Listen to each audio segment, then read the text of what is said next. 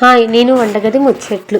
అపాయంలో ఉపాయం. ఆహార పదార్థాల కోసం అటూ ఇటూ తిరిగిన తన కన్నుల్లోకి దూరిన చిట్టెన్నికలను గమనించింది ఓ గండు పిల్లి. దాన్ని చటుక్కుని చప్పరిస్తే ఎంత బాగుంటుందో కథను ఆలోచించసాగింది. అందుకే ఆ కన్నం పక్కనే మాటు వేసి ఆలోచించసాగింది. ఓ ఆలోచన వచ్చాక ఎలకల్లుడు కన్నంలోకి చూస్తూ పిలిచింది. ఏమిటి పిల్లి మామ అని లోపల నుంచి అడిగింది ఎలుక. ఇలా తూర్పు దిక్కుకు కొద్దిగా ముందుకు పోతే వేరుశెనగ చేను ఉంది.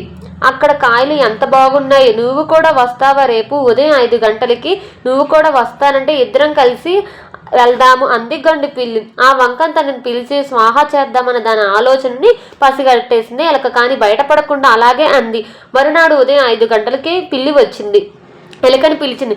నేను 4 గంటలకే వెళ్ళి తిరిగి వచ్చేసాను జవాబిచ్చిన ఎలక. గండు పిల్లి తన కోపాన్ని గంతులోనే మిగుముతూ, సరే మంచిది, మరో మంచి పంటని ఇవాళ వస్తూ చూశాను. ఆ పొలంలో రేపు ఉదయం 4 గంటలకి వెళ్దామా అంది గండు పిల్లి.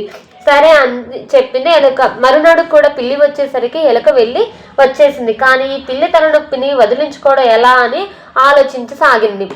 రోజు గండు పిల్లి కన్నా ముందే వెళ్ళి వేరుశెనగను తినేసి వచ్చేసిద్ది. తన పంటను నాశనం చేస్తుంది ఎవరో తెలుసుకోవాలని ఆ రోజు రైతు చెట్టు చాటును దాగి గమనించసాగాడు. కావాలని ఆ రోజు ఎలక ఆలస్యం చేసింది.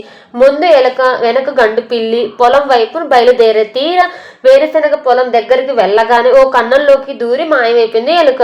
దానికోసం ఎదుగుతూ అటు ఇటు చూస్తున్న పిల్లిని గమనించాడు రైతు. ఇదే తన పొలాన్ని పాడు చేస్తుంది అనుకుని అతని చేతిలో ఉన్న ఒడిసెని పిల్లి మీదకు విసిరేశాడు. దాని వాత పడి పిల్లి చచ్చిపోయింది.